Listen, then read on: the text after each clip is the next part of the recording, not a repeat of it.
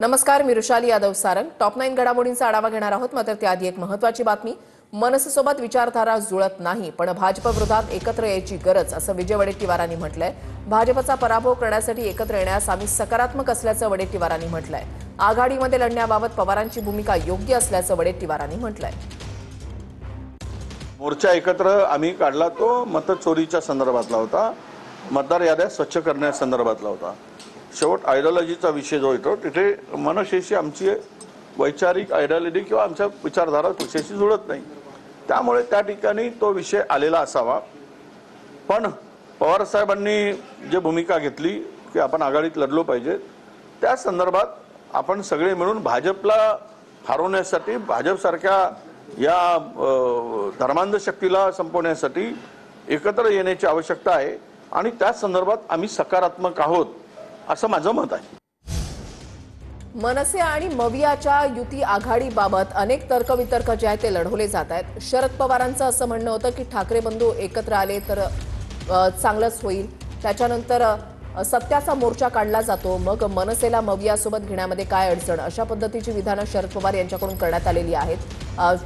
त्याच्यानंतर आता विजय वडेट्टीवार यांची प्रतिक्रिया अत्यंत महत्त्वाची की मनसेसोबत विचारधारा जुळत नाहीये, पण भाजप विरोधात एकत्र येण्याची गरज असल्याचं वडेट्टीवारांनी म्हटलंय।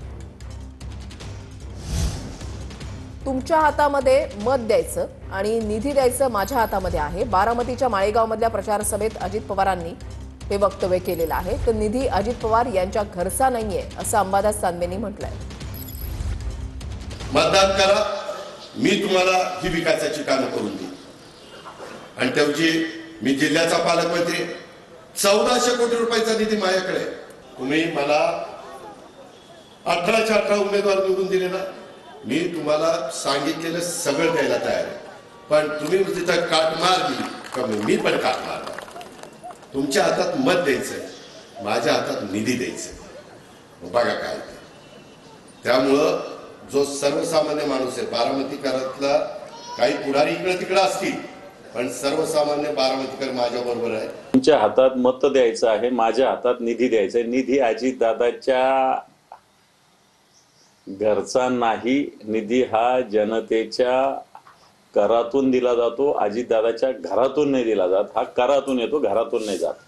आणि त्यामुळे अजितदादा सारख्या जबाबदार, आता जबाबदार शब्द वापरावा नाही वापरावा मला माहिती नाही, परंतु अशी व्यक्ती जर अशा पद्धतीनं जनतेस धमकी देत असेल मतासाठी, तर निवडणूक आयोग काय करतं हा माझा प्रश्न निवडणूक आयोगाला आहे। का निवडणूक आयोग आता अजितदादांच्या घरी पाणी भरायला जातंय हे जनतेनेच बघितलं पाहिजे, परंतु अशा धमक्या देण्याचा प्रयत्न करू नये असा सुद्धा इशारा अजितदादांना आम्ही देतो।